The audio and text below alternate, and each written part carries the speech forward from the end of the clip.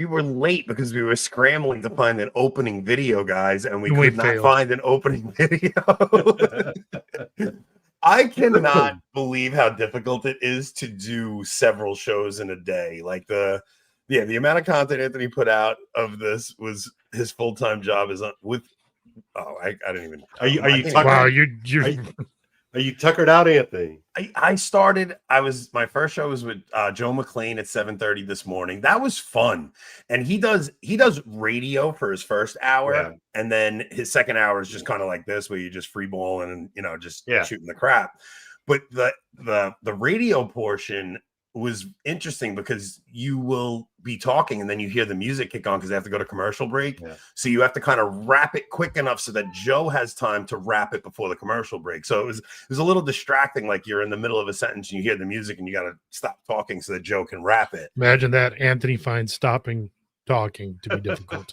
Yeah, well, it was a fun day, and then trying to not repeat the same things over and over, because there are some people that, maniacs like Grover watched every single show I did today, so it's hard to not repeat the same thing. So right off the bat, his first comment was, how do you think Anthony's going to use the God writing straight with crooked lines again? But I don't know, you got to get it to the same points over and over. Grover Light, God bless you. But Cale, yesterday I watched your video you did with Paul Van. Oh, you know what, Rob? Let's do the Recusant ad, because I'll forget that, and I didn't do a single one today. So you didn't do a single one today? Single Recusant. Okay. Well, this one's up to you.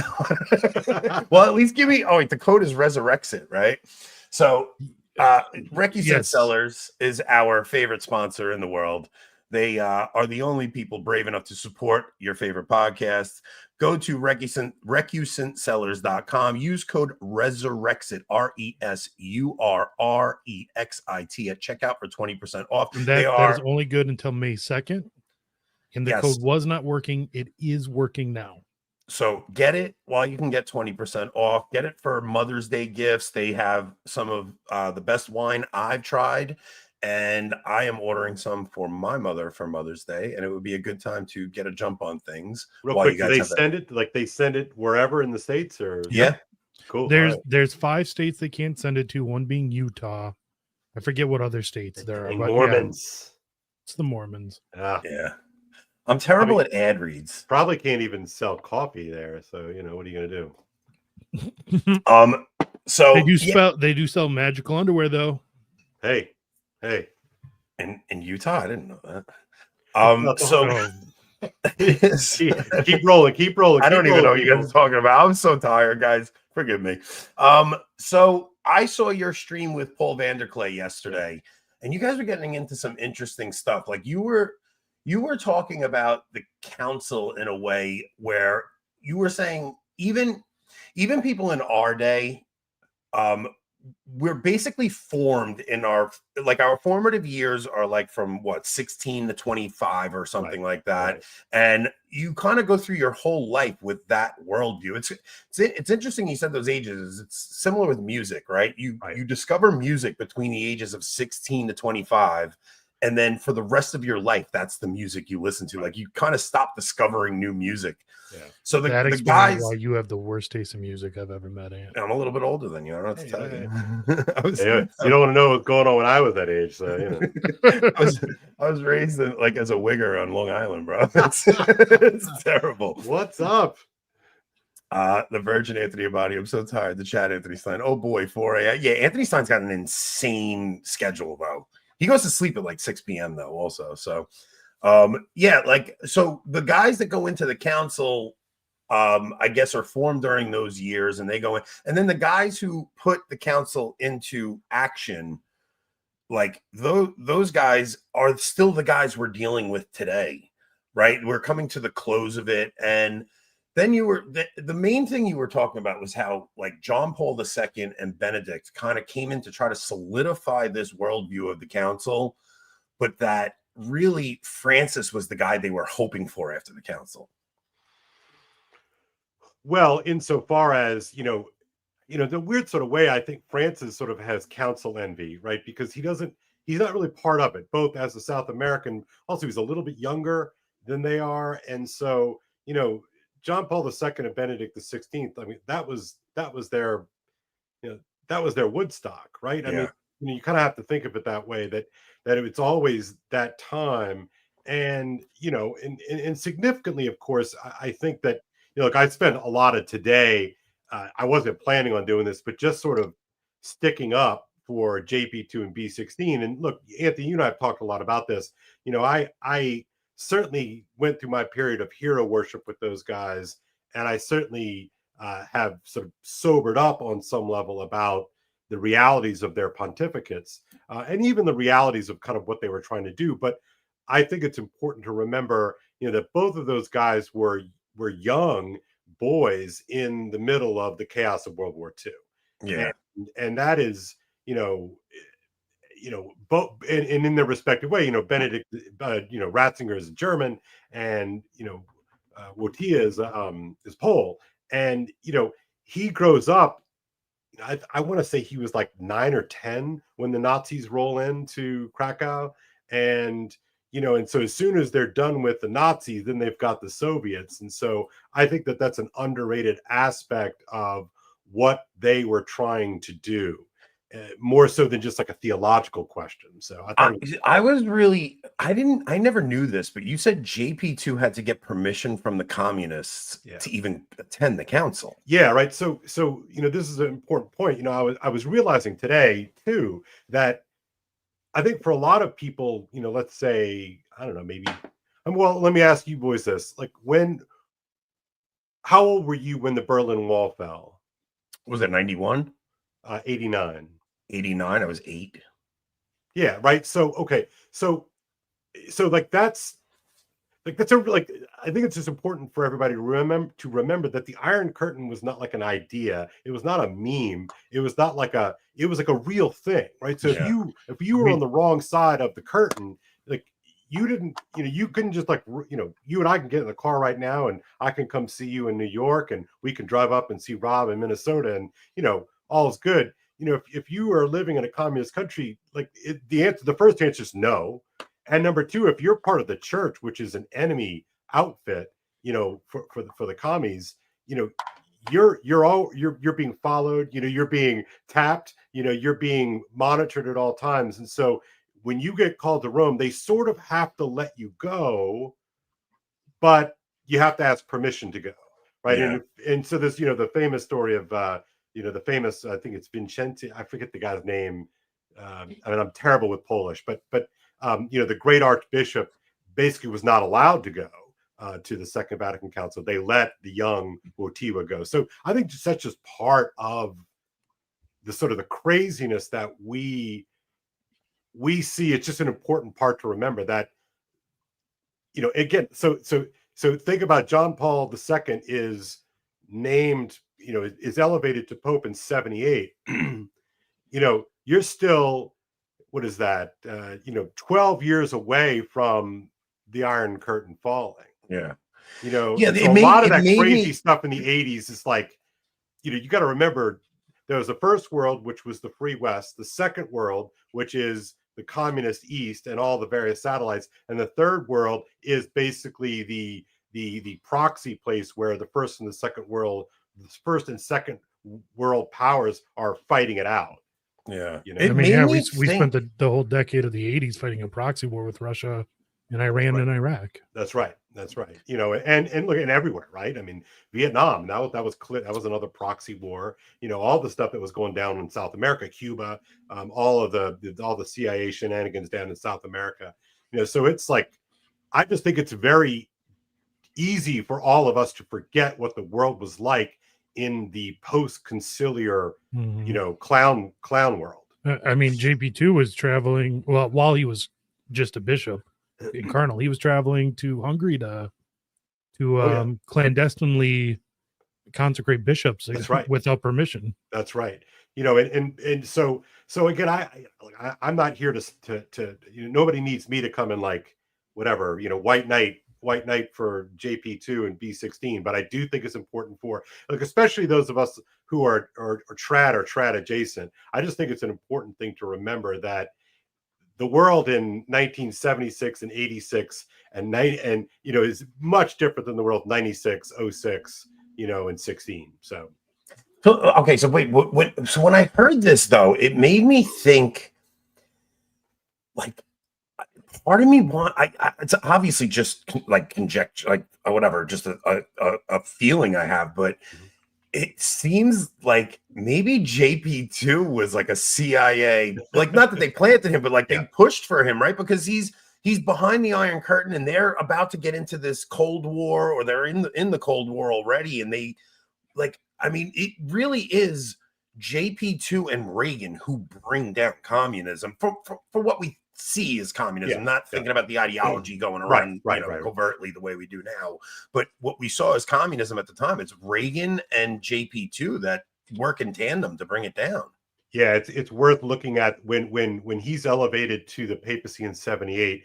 He makes a trip in 79, I believe, to Poland to support the Solidarity movement. Yeah, and he had been denied the year before, and then once he's Pope, he goes and basically like throws the middle finger up to the commies. It's really impressive stuff. And the Solidarity movement was funded by the CIA, like millions and millions of dollars.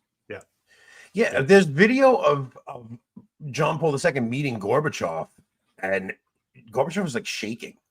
Yeah, he's like, I mean, John Paul II before he gets sick is a masculine, powerful man. He's a man. No, he's a man. Yeah, Gorbachev was also probably involved in JP2 getting shot, so that could be a reason. Yeah, maybe, for sure, 100%. So like when you are, because you heard my conversation with Mark Lambert and Michael Hitchborn this morning, and I was surprised because me and Mark kind of I look with fondness upon JP2 and Benedict, right? Like, I come up in the 90s and early 2000s. My mom is a charismatic. She goes to Medjugorje. She loves Mother Teresa. John Paul II is, anytime anybody brings him up, you hear the phrase, "The man's a living saint." I said this twice today, but I just have to repeat it. Like, you heard that phrase all the time, "The man's a living saint." So to hear Hitchborn be from our era, like Hitchborn, I think, is in between me and you. I think you were born in what? 73. 73, right? So you're 9 years older than me. I think Hitchborn's right between us. Like, he's probably like 75, 76.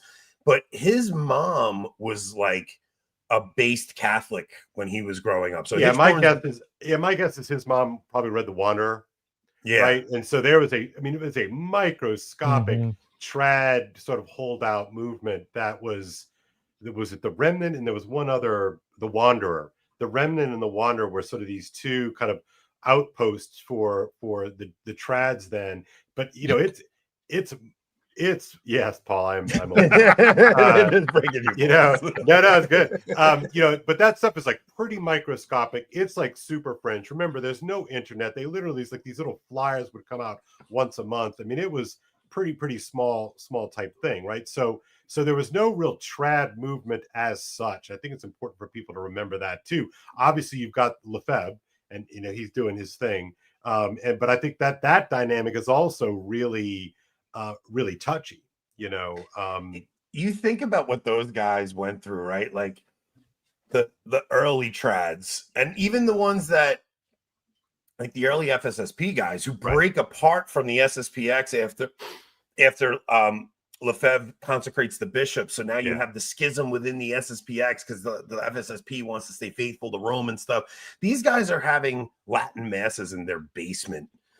There's nobody, right? And then all of a sudden, like, you fast forward to today, like, those guys that have been in it for that long have to be like, oh, this is like a trad boom, everything's amazing and all this stuff. Like, we see it as this tyranny of Francis, but those guys kind of thought everything's been a tyranny since the council. So it's definitely a different perspective those guys have. But to see Hitchborn talking about the personnel choices of JP2 and Benedict, you texted me earlier, you were like, I don't know, this is kind of like got to me a little. Not that you were annoyed with Hitchborn. You were the seeing those guys in that light where the personnel choices they were making, you were saying you think they didn't recognize the personnel as policy. Yeah, right. So my thesis, you can pull it apart however you want, but my thesis is that the thing that Francis understood better than either of his predecessors is basically that personnel is policy, right? And the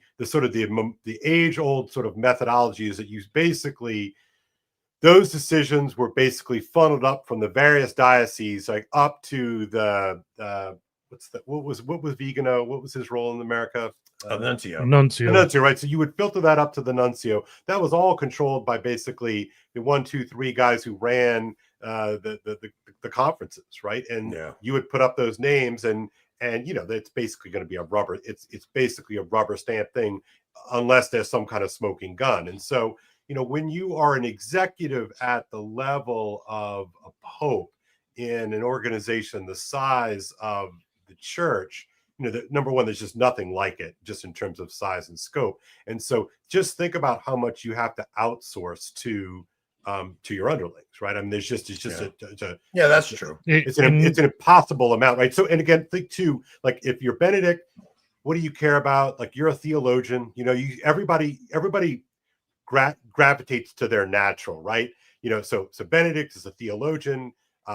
JP2 is a performer, like first and foremost, and I don't mean that in any kind of shade, right? I don't mean that in any kind of shade, but I mean his role is he's the guy that you could stick up in front of a mic or a podium or a stage, and he just electrifies the crowd. Like that's what he was. He's always been that guy. Happens to also be a pretty smart dude, of course, which is why he and Ratzinger got along so well. But you gravitate to the thing, you spend your attention on the thing that you're good at and you think is necessary. And sadly for us, right, especially all of us now who have grown up in the age of the sexual abuse crisis, that was a colossal misjudgment, to say the least, right? I mean, it's awful stuff. And so I am offering no kind of I'm not excuse making for what happened under those two guys. But I also think that they were very naive when it came to just how powerful, you might think of it like the deep state. The way that we think about, when Trump wins in 2016, he's as surprised as everybody, right? And so when he rolls in there in January of 2017, like the deep state is a completely, activated to work against him. And I think that that's a similar thing that happens.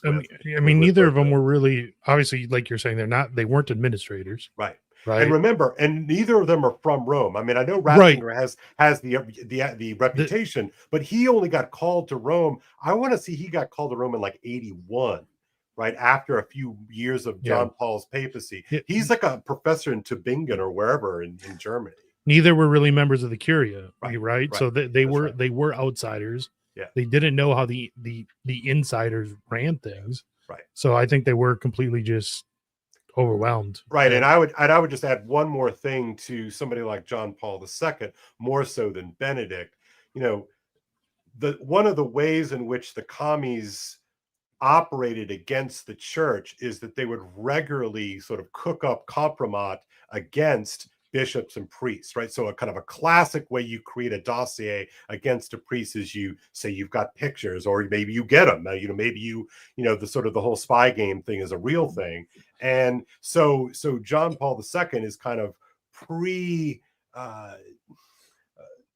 he's accustomed to sort of dismissing that as kind of commie games, right? Which of course, if you're a predator, you're like, sweet. Yeah. I can play this up and down and sideways. So somebody like Maciel, I think, played the Pope like nobody's business because he knew all of his buttons. He knew all the games. He could play that.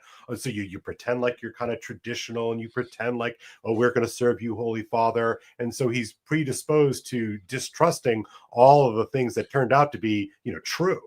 So I think trads are unaware of the dangers of the dark traditionalist, right? Like the trad priest who wears the trappings of a trad and gets away with some of the most vile things. I mean, you go back to what the most famous case in recent memory was. The dude up here in Providence. Yeah. He was in the Mass of the Ages documentary. James Jackson, that's it. Right. James Jackson, the vile things he was doing, right? Yeah, and I would say like that was part of my awakening, so when I read myself back into the church, around the age of 19, let's say, so we're talking about 1992, thereabouts, my sort of low res take on it is like, look, if you wear a cassock and you say the rosary and you offer a reverent mass, that means you're good, right? Yep. Because I like your theology for obvious reasons, and therefore you're one of the good guys, right? And all these liberal priests who are pushing for liberalizations of, of sexual issues and female ordination, all this sort of stuff, all of them wear civvies all the time, right? Mm-hmm. The Jesuits. And so in my head, it was like, if you were like a priest who didn't want to be called father, or a nun who didn't wear a habit, you were a bad guy because your theology was off. And look, that oftentimes tracked, just to be fair, right? But Todd. Yeah. Wait, what is that? No, Todd just dark trad. James was a redneck. James, a Nigerian trad on Twitter. He's black. That's funny. That's funny. So he derailed you. I'm sorry. No, it's okay. And, but I remember there was a very pivotal. I had an experience, basically, we'll call it roughly in my early 20s, of a very, Orthodox priest, wore the cassock, like did the whole thing. And it turns out he was like, had a thing for handsome altar boys. Yeah. Didn't do anything as far as I know, because believe me, I searched and looked out. But I was like, okay, well, wait a second. It was the realization that you could actually use the trappings as a way of a kind of hiding in plain sight. Yeah, and then the people in your parish will, if an accusation is made, they'll he's a great man. He's a good man. No way. Yeah, he's a good priest. He's not one of those other ones. It's great. Right. It really, it's something that we do have to be aware of. That does definitely exist. I had a priest in one of the parishes when I grew up. He did the children's mass, and he would get up there with puppets and everybody loved going to the children's mass. But that's a totally different thing, sign right there. Yeah, but Rob, like back in the day, there was I suppose. But as a kid, I know. Believe me, it skeeves us out. But like back in the day, it was like, oh, like this is a priest who like cares about the kids. Like, yeah, listen. Yeah, he really cares about them. But a predator knows how to get to his victims. Well, right, because look, it comes down to because remember, like for a predator, protein's protein. So where do you go? You go to the protein source, right? So if you're into kids, you go to that's what you do. Yeah. Right. And look, I live and work at a school. Right. And so it's something you always have to be on guard, all the time, because, those people who are so inclined are going to find a way. we talked also about how, because you're a little too young to remember John Paul's election, but your mother very vividly remembers the council, right? So I remember my mom repeating phrases phrases that you hear. And my mom, even when I tried to get her to come to the Latin Mass the first time, she said, no, you don't understand. The Mass was we couldn't even understand it back then. And it was these catchphrases that you hear all the time. And like you explained it to me, you go, no, Anthony, those are spells. Yeah, there's spells. If any of you follow me on Twitter, I always carry on about spell casting. And this is not just something in church terms, but in political terms and cultural terms. It's like you hear these little things repeated all the time, and people are repeating spells that they've been spell cast by, right? And again, I'm only sort of being cute about it, to be honest with you. Like, I do think that there's this weird kind of way in which it's psychological conditioning. That's right. And so I remember to this day, Anthony, you and I talked about this years ago, but I remember I used to love, there was that time when Tim and Taylor were doing their shows, and they did 2 shows on Vatican II buzzwords. Oh my gosh! Yeah, I think 2 of them. Legendary. They were so good. They were so legendary. Good. And then I was telling Anthony, it's like, I remember I had my headphones on and I'm cutting the grass, and a couple of times I just had to stop because I was laughing my ass off. It was like what was some of them? It was like our faith community. Yes. They were like it was like, come celebrate with our faith community. Man, they had so many ones. Should I try pulling up that video real quick?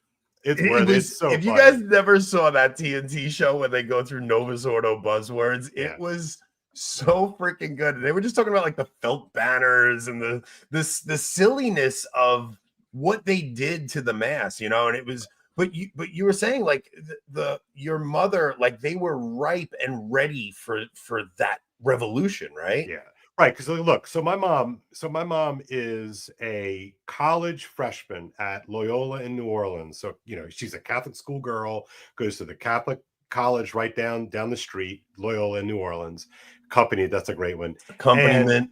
And so the year before she goes to college, John F. Kennedy becomes the president of the United States of America. And that is such a big deal for American Catholics. As crazy as this is for us, because we're like, yeah, but John F. Kennedy was a dirtbag, right? Yeah. I mean, it was like an actual open first question. Catholic president. Right. Yeah. Right. It's like, oh my gosh, the first Catholic president. Because remember what he has to do in order to make it okay for the rest of the country to vote for him is that he has to basically say in Houston, yeah, I'm an American first. Because people would be like, well, the Catholic's going to listen to the Pope first. And there's all these sort of dual loyalties, kind of like the JQ. I mean, it's very much kind of in that vein. So he gets elected. And then the next year, the Pope, John the 23rd, calls for a council. And so everybody's like, oh my gosh, we've got an American Catholic president. We're going to have everything's going to be modern and great. This is going to be incredible. The modern world's awesome.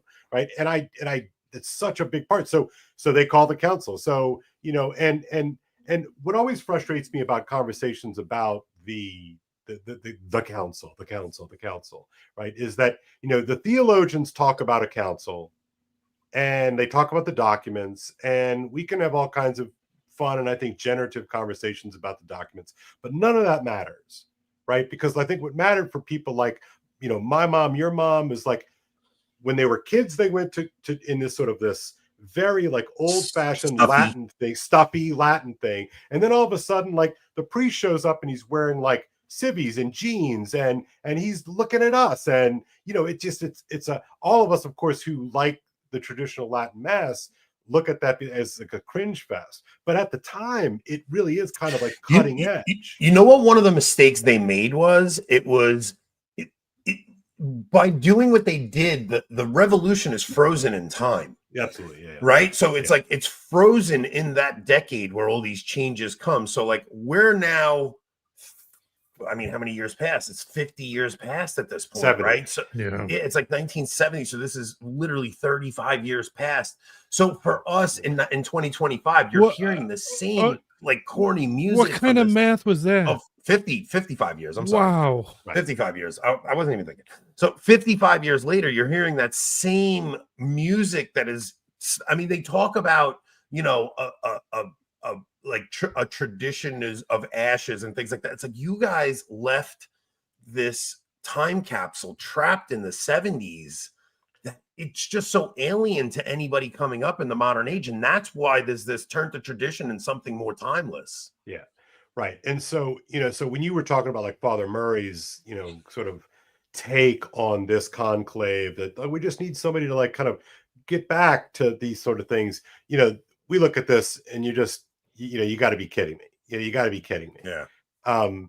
So I mean, my take, I mean, I'll sort of throw this to you all. I mean,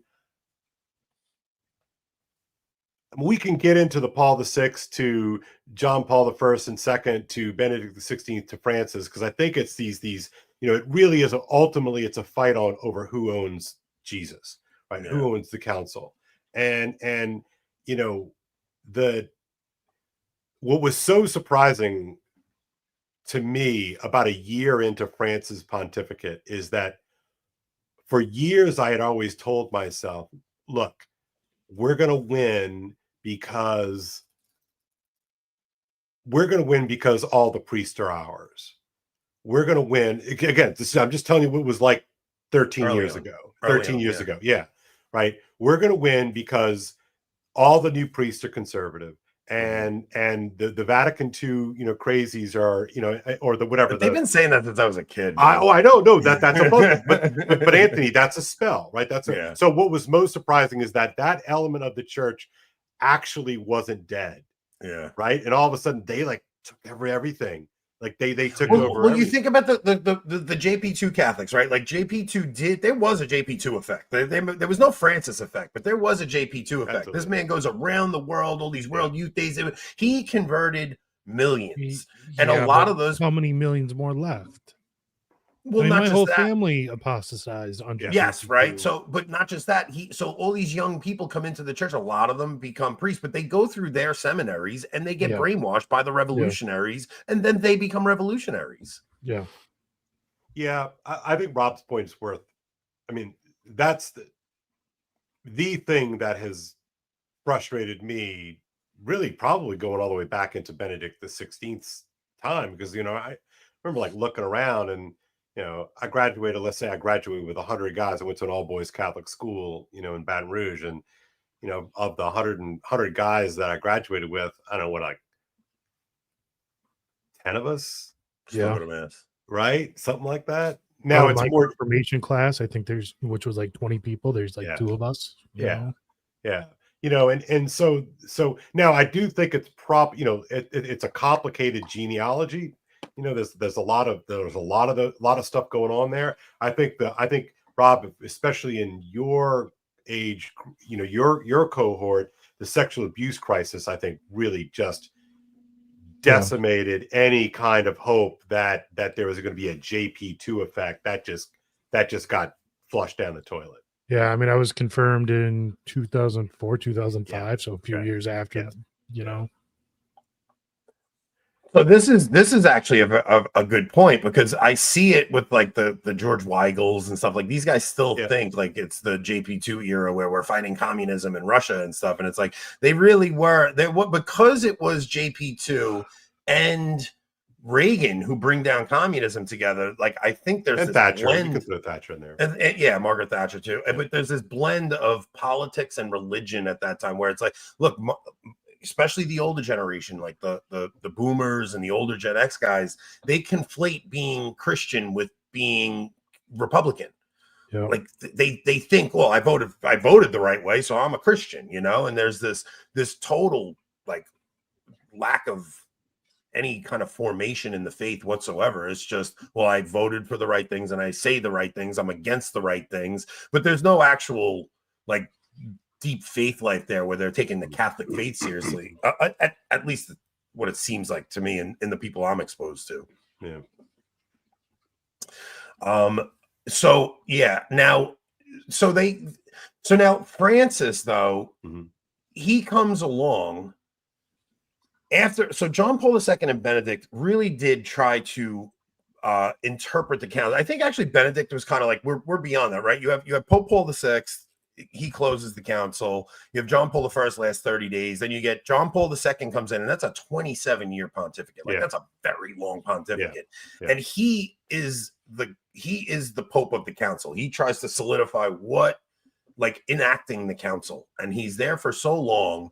And then Benedict comes along, and Ratzinger kind of says, all right, it's time to get away from the council. So he chooses the name Benedict because he kind of wants to stop talking about all this crazy stuff. But he's the one that tried to, give us the hermeneutic of continuity. It was John Paul II gave us like the new springtime and all that stuff, but Benedict really gave us the hermeneutic of continuity. He tried to make sense of the council with tradition. He tried to make it make sense. It kind of, I don't know how it does, but he did try to make it make sense. But then Francis comes along and he throws that whole hermeneutic of continuity out.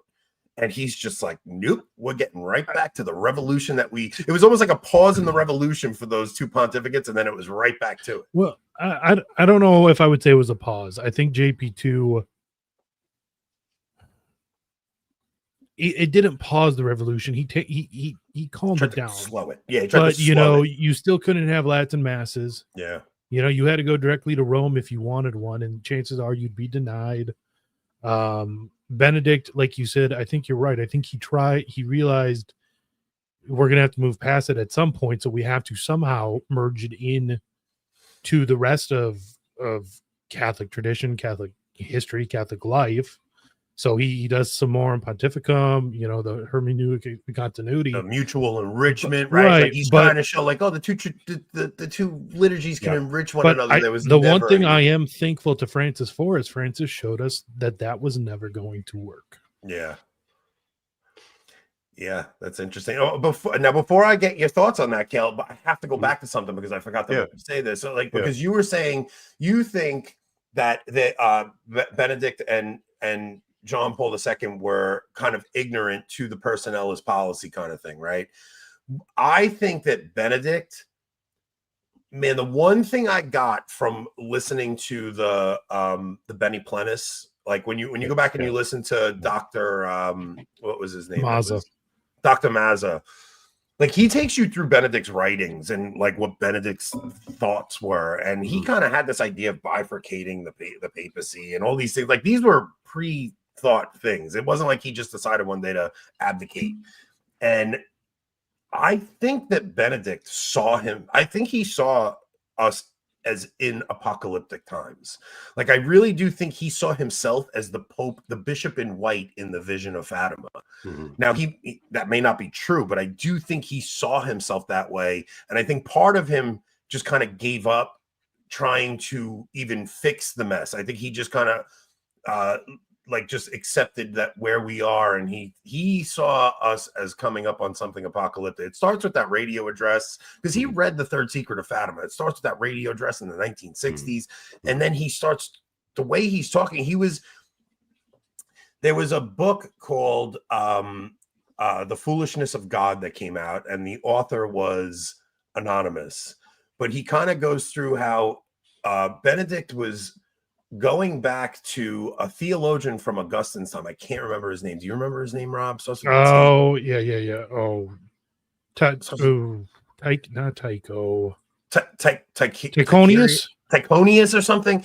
And Tychonius had like these ideas about the end times, about but whatever it was, like Benedict was referencing Tychonius throughout his writings, and I'm fully convinced that Benedict just resigned himself to say, my authority ends at the door.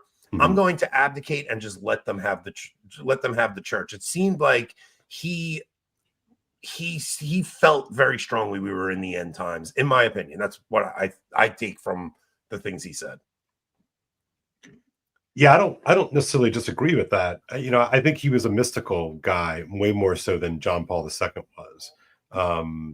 I think John Paul II looked at things as a kind of world stage type thing, whereas I do think that Benedict was more mystical. I got to tell you, I still do not understand the abdication. I really don't. I don't understand it. Are you angry with him for it? Yeah, I would say so. Yeah, for sure. And I, especially because it gave us Francis. Now to your point about Francis, I'm intrigued by your take insofar as Francis has sort of, what the Marxists would say, has accelerated the contradictions, right? And I think that's clear, right? That there's no room for a kind of naive take anymore, but I would say that this is sort of a larger question about the nature and role of the pontiff. That would then take us all the way back to Vatican I. But the whole post-war era, or the whole post-conciliar era, strikes me, as I sort of think of it as just incredibly naive, right? That they thought that they could sort of control this thing, and the folks, the modernizers and the liberals in the church were always playing a step or two ahead of the kind of naive, again, conservatives, roughly. You could talk about it in terms of the Communio school and the Concilium school, right?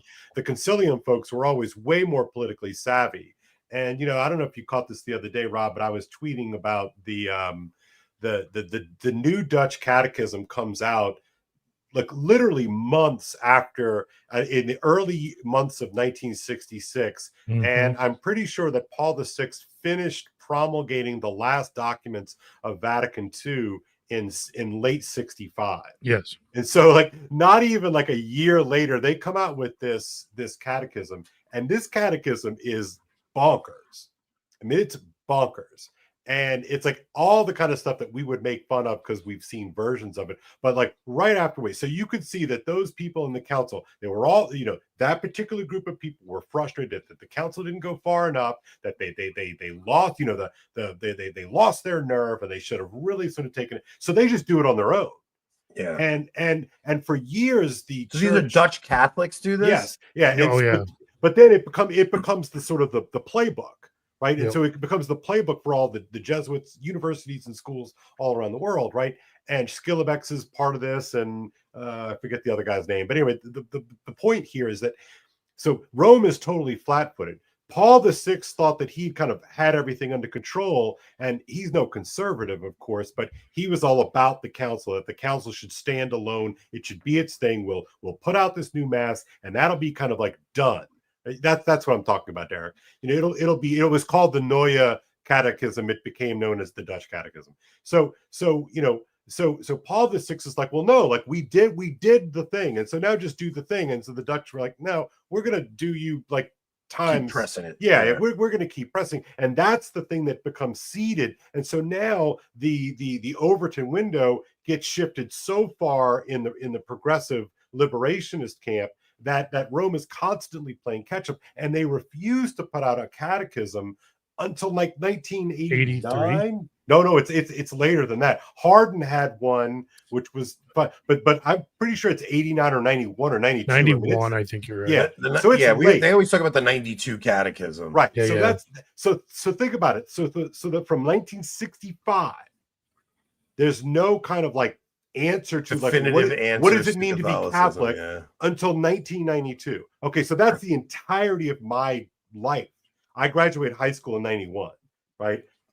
So I was trying to say this again too, like for my entire life, every religion teacher I ever had, certainly in high school, not one of them liked John Paul II.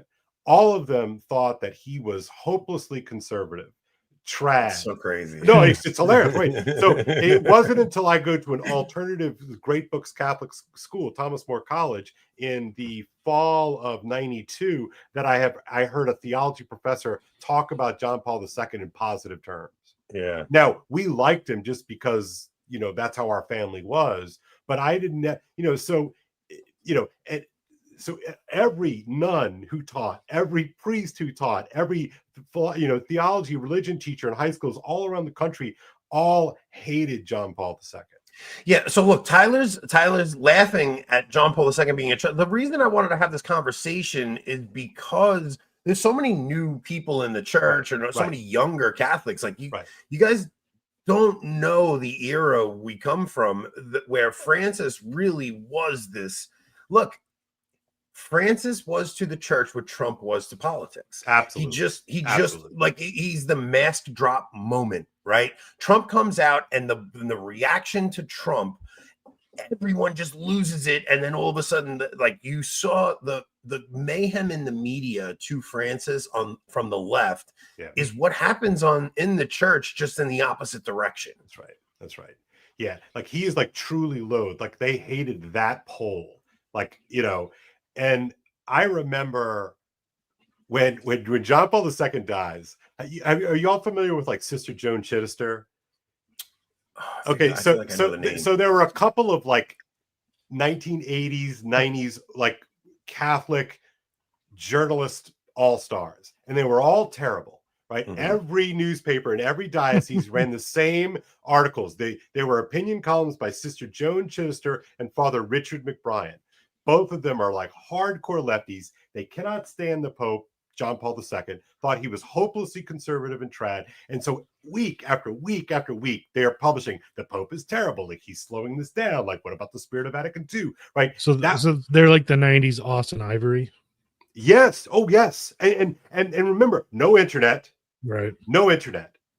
None. So there was no Catholic voice. alternative media. Again, people are going to say The Wanderer and the Remnant, which was read by like 100,000. They're not being seen on that scale. 100,000 people, right? Whereas every diocese has a newspaper that comes to your house once a week with a newspaper, and those guys are printed all the time. You had said you tweeted the other day. You said if there was social media, like if Twitter existed during the era of JP2, like the nuns and the religious. They would have gone on a firestorm against John Paul II. Right. And remember, that's another thing that younger folks in the audience, because I mean, think about this. I mean, if people in your audience are 25 years old, you know, they were 13 when Francis got elected.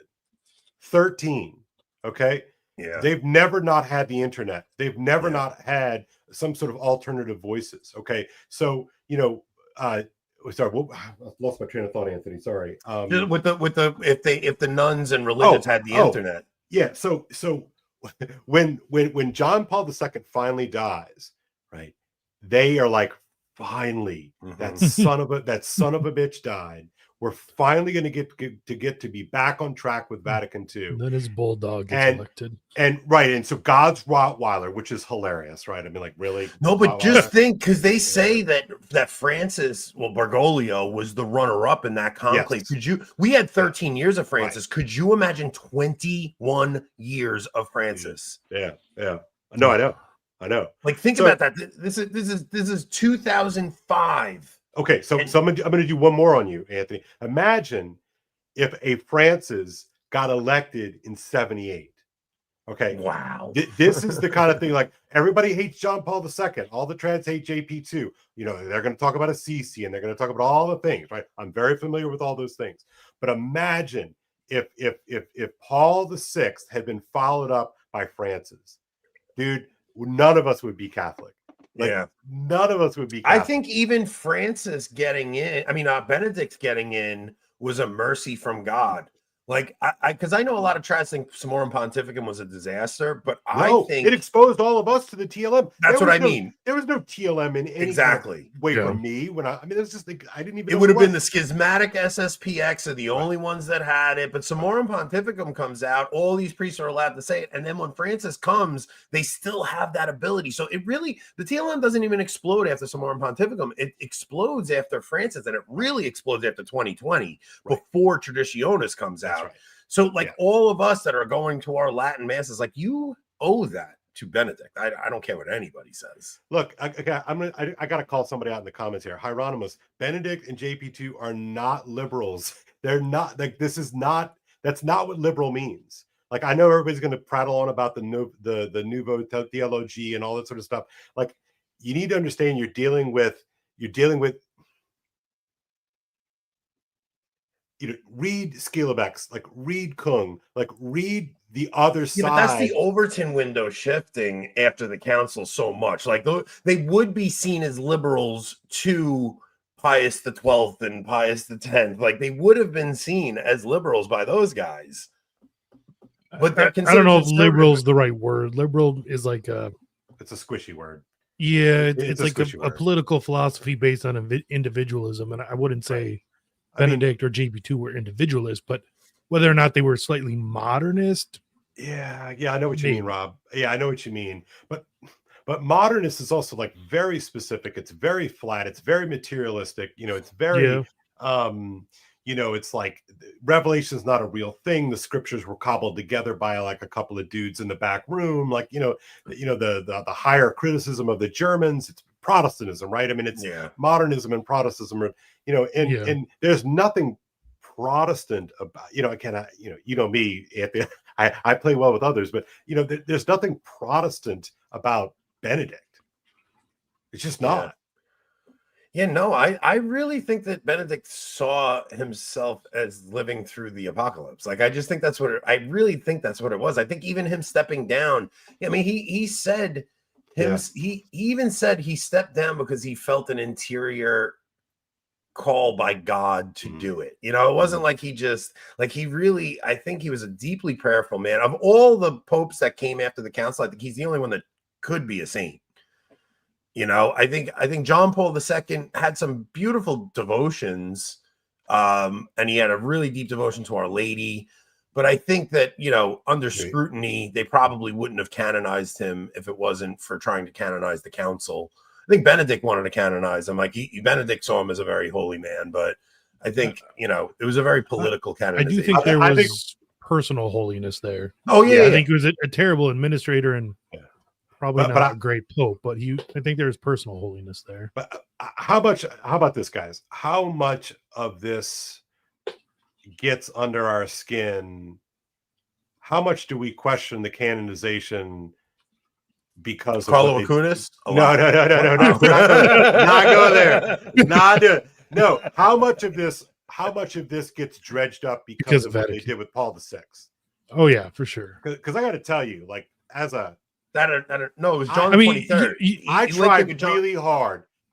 I tried really hard to be a loyal son of the church. Like, I really do. Paul VI. The two things that broke me from like 2020-ish on were McCarrick and Paul VI getting canonized.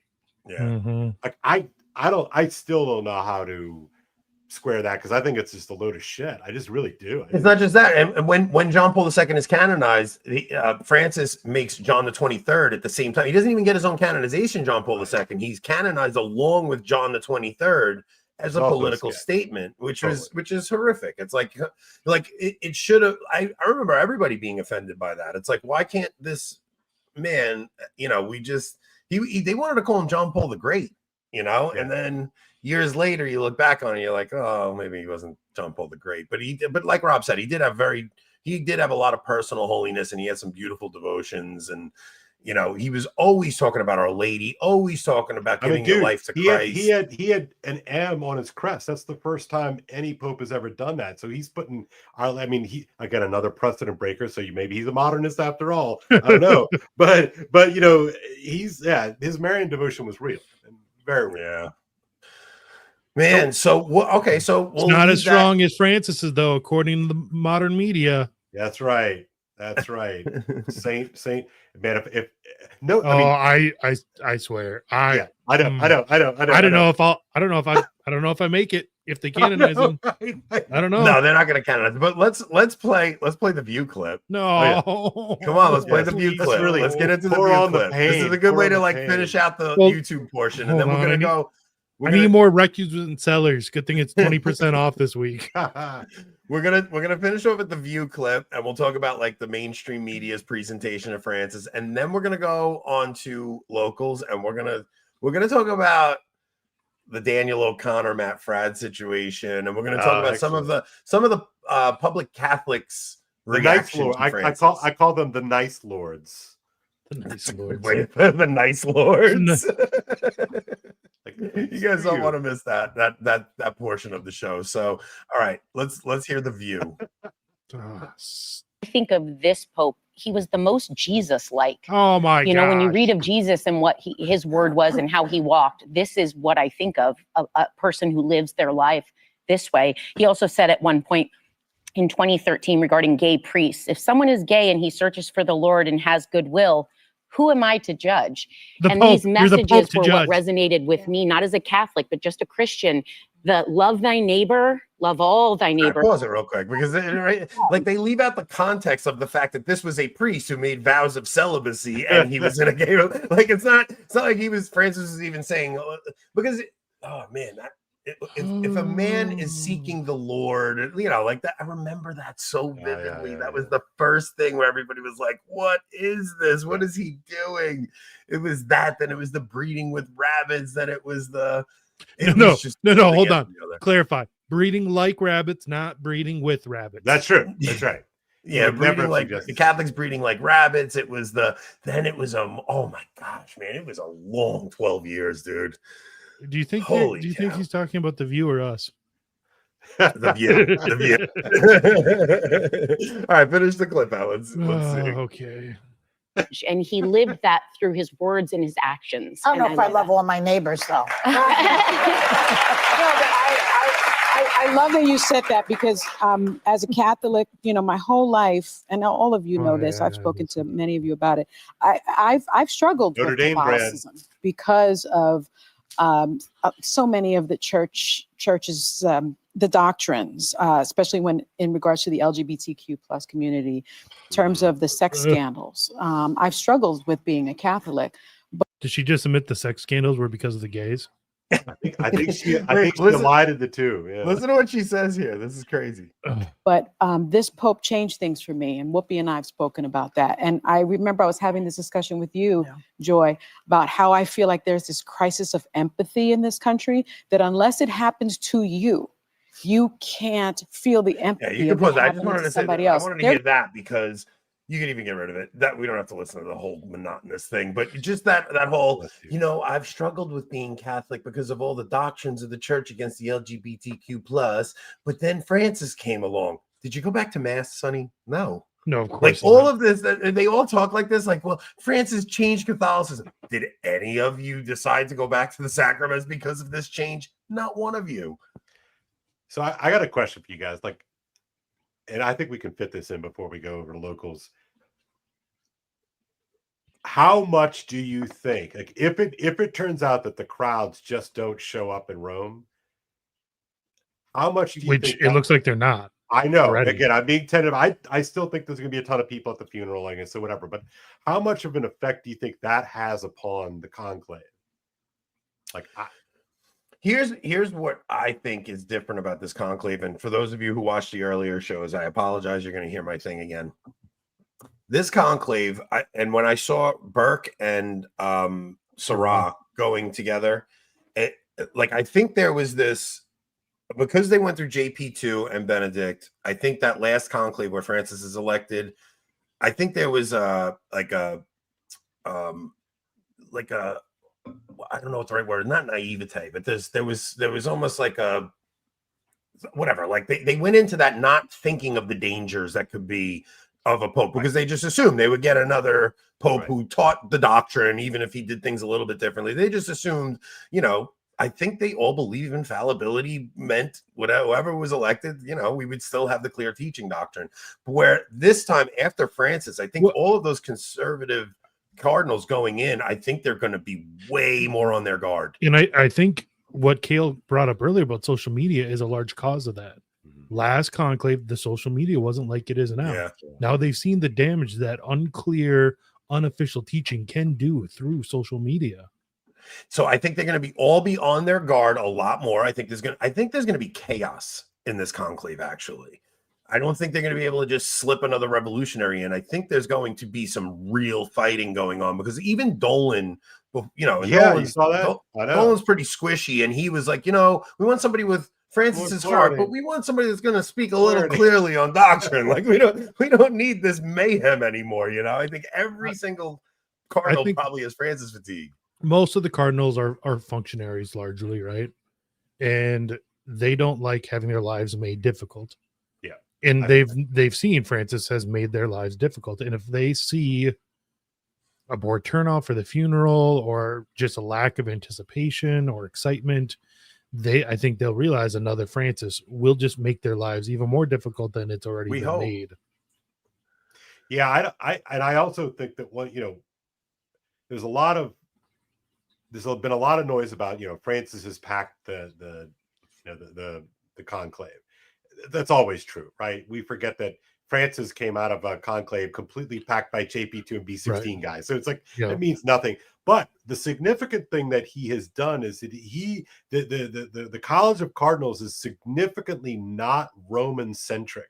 It really is like from the far-flung corners of the world, and he's never called them in to be a body. They haven't met since 2015. Exactly. He froze them out of the synod, of synodality. So in a weird sort of way. He did? Oh, yeah. Because remember, Anthony, a synod is supposed to be amongst bishops and cardinals. The novelty is that he's made the synod about with like folks like us. LOL, not us, but right. So it's going to be they don't have a kind of an identity as a group of people like they did for the prior 2 and 3 and all the other. When they all knew each other. They knew each other, right? They would go all the time. Now, not so much. So I think that therefore they're are a little bit more tuned into what's going on at the local level. And I think, like, to your point, Rob, they don't want the mess. Like, Hagen Leo is great for Pope Francis because he can get all the good press in the New York Times. But if you're just like a branch manager out in friggin', Des Moines, wherever Des Moines, it's like, you don't want this crap. I got to be honest. I don't know what insane cardinal would want the position of Pope. Like, you have to be a total mental case to actually want that position, because it's, especially in today's world with social media where everything is just a feeding frenzy in the media. Somebody said Anthony thinks it's going to be like the movie Conclave. Let me tell you something. The movie Conclave gives you a good insight. It, like, the ridiculous ending aside, because there is a ridiculous ending where the it's just hermaphrodite or something. Yeah. But the movie itself actually does give you like an insight into the political dynamic of the fighting going on behind the scenes, and this candidate, he's going to keep the revolution going, and the other guy's a trad, and he wants this stuff ended. There's no one more naive than a Catholic who thinks the Holy Spirit chooses the Pope. Oh my gosh, it's ridiculous. It's the most earthly event in history. It's I heard someone say it's a pious belief. They were saying that to be charitable, and it's like it's an idiotic belief. Yeah, no, there's nothing but pure going on. It is pure cope. Yes, scheming. I mean, I you think back to how many of the popes bought their office probably back in the during the pornocracy and stuff like that, and yet it was still in better hands. Well, we all know who's Anthony's favorite. Well, look, I said this earlier. I said, the church has a long history. It's Pope Cope. The church has a long history of, a fornicator and a liar I was, but a heretic I never was, and that was a lot of the popes in the Middle Ages. They all had concubines and, bastards, but they weren't. And remember, in the 18th and 19th century, like the Pope really was a branch manager. Like he really was. He was the Roman. He was symbolic. He was symbolic. Like, everything's traveling by letter, right? So you are managing. Like there's the whole saying, and most medieval Catholics didn't know who the Pope was. Right. I don't think that's entirely true, but you're right. They had to. Their bishops had to. They managed their bishops. The bishops managed the church. Right. Yeah. So, all right. Well, I think it's going to be an exciting few weeks, guys. Like this is like the event. At least Catholics. When we had popes that had bastards, we knew they weren't gay. Yeah, there's a truth there. There's a truth there. Oh man. At least some of the time. All right, so we're gonna jump over to the other side. I want to talk a little bit about the nice lords. All right, let's do it. Okay, so we're gonna go to the other side, guys. If you guys are not local subscribers, go subscribe to us. If you're not subscribed to Kale's YouTube channel, I'm telling you guys, if you enjoyed this conversation, go check Kale's conversation with Paul Vanderklay yesterday. If I could just say about that conversation, Paul's audience is largely a mixed group of Christians. So like a lot of what I was saying is giving people just kind of background on speaking to a Protestant audience, largely trying to give them insights into Catholicism. And they were interested. It's a good audience, and Paul's a great conversational partner. So check it out. It's excellent. It's on my YouTube site. Yeah, you guys had oh man, I don't want to start this conversation, but you guys, we'll do it on the other side because it'll just drag into a half-hour thing. Yeah. Okay, are we ready to meet? Let's go. Let's go to the other side. Switch it over. Give me a minute here. You guys are keeping me up way past my bedtime. This is awesome.